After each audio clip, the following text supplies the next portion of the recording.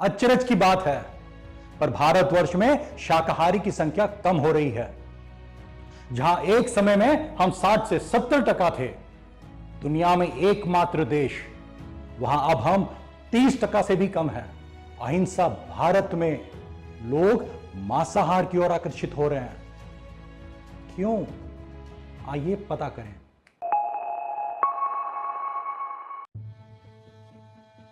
कहते हैं कि मुगलों और ब्रिटिशों के समय मांस खाना खूब बढ़ा।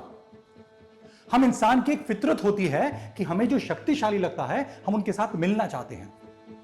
सो इन शासकों को श्रेष्ठ मान हम उनका अनुकरण करने लगे। हम में दौड़ लग गई कि हम उन्हें और लोगों को बताएं कि देखो हम कैसे उनकी तरह है। अंधाधुंध मांस खाना शुरू कर दिया हमने। फिर इंडस्ट्रियलाइजेशन का युग आया, हर जगह मास प्रोडक्शन शुरू होने लगे। वैसे ही 50-60 साल पहले जानवरों की भी खेती शुरू हो गई। कृत्रिम गर्भधारण, breeding, steroids, hormones, top quality feed, ये सब देके जानवरों को फटाफट बड़ा किया जाता। कुछ ही महीने में जानवर फुल साइज के हो जाते थे। बाजार में कम से कम लागत पे मांस आना शुरू हो गया। एक जान की कीमत कौड़ियों के भाव हो गई। पशु पदार्थ के उद्योग अरबों खरबों के हो गए। इतना पैसा कि अब ये लोगों की सोच, उनकी ओपिनियन को इन्फ्लुएंस करने लगे।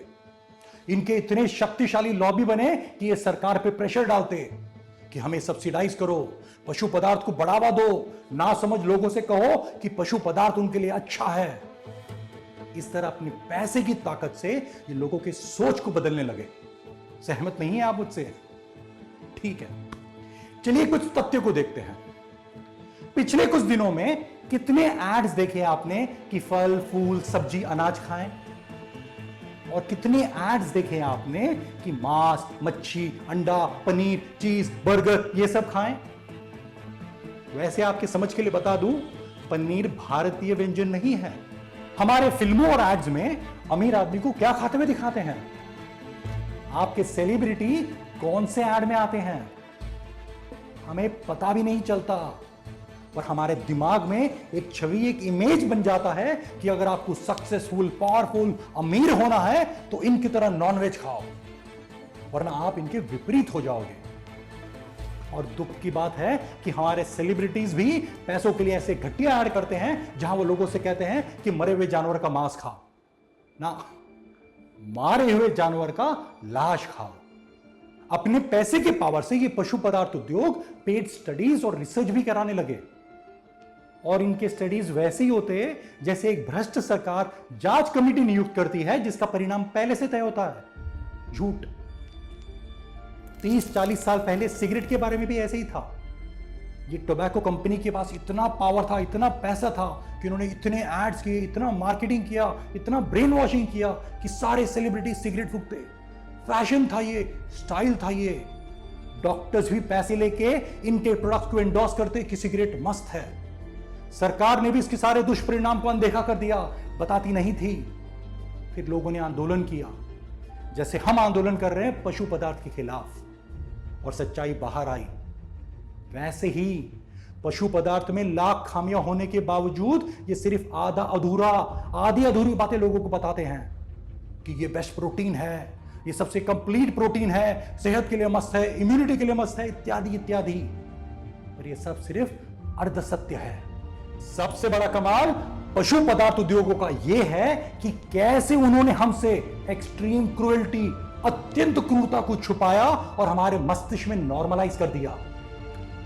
ये पशु पदार्थ उद्योग क्रूरता की चरम सीमा को पार करते हैं।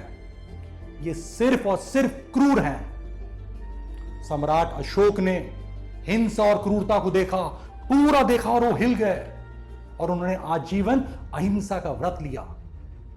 असुर से देवता बन गए। इनके ब्रेन वॉशिंग में हम ऐसे फंसे हैं कि अब हमें क्रूरता नजर नहीं आता। असंवेदनशील हो गए हम, देवता से असुर बन गए।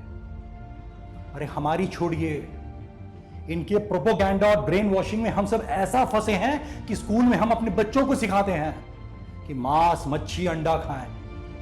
हम उन्हें यह नहीं बताते कि यह संवेदनशील जीव है, यह क्रूरता है। हम इसको बहुत ही नॉर्मल बता रहे हैं बच्चों को। हमारे डॉक्टर्स जिनको न्यूट्रिशन के बारे में खास अलग से सिखाया नहीं जाता, वो भी पोपट की तरह बोलते हैं मांस मच्छी अंडा खाओ, क्योंकि वो भी ये प्रोपोगेंडा का शिकार है। हमें पता ही नहीं चला कि कैसे हम इनके एड मार्केटिंग प्रोपोगेंडा में बुरी तरह से उलझ गए हैं और कैसे हम इसकी ओर खींचे जा रहे हैं कि चलो यार ट्राई कर लेते हैं, अरे एक बार, अरे आज पार्टी है, अरे हर कोई तो कर रहा है मैं भी करता हूं, अरे लोग मजाक उड़ाएंगे मेरा। पर हम भूल जाते हैं कि ये हमारे सनातन दर्शनों के खिलाफ है। हम भूल जाते हैं कि हम अपने ही हाथ से अपने सनातन दर्शनों का गला घोट रहे हैं। इसलिए प्लीज सच याद रखें, ये एक मारे हुए जानवर की लाश है, उसका मांस है, उसकी तड़प है, उसका शोषण है, उसकी वेदना है, उसकी बद्दुआ है, उसकी आहें हैं। इसलिए अनिल कपूर बोले, अर्जुन कपूर बोले, संजय दत्त बोले, एमएस धोनी बोले, कोई भी बोले, पर भूले नहीं ये क्रूरता है, अमानवीय है। ये हमारे शरीर के लिए कतई अच्छा नहीं है। ये हमारी उम्र को कम करता है, हमें कहीं रोग लग जाते हैं, ये हमारी सुख शांति छीन लेता है, हमें हमारी भारतीय सभ्यता, हमारे सनातन दर्शनों से दूर ले जाते हैं। मैं स्पिरिचुअल बातें नहीं कर रहा।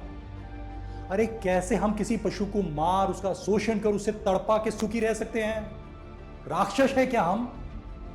सालाना अरबों खरबों जानवरों को मारकर खाना, यह कैसी सभ्यता?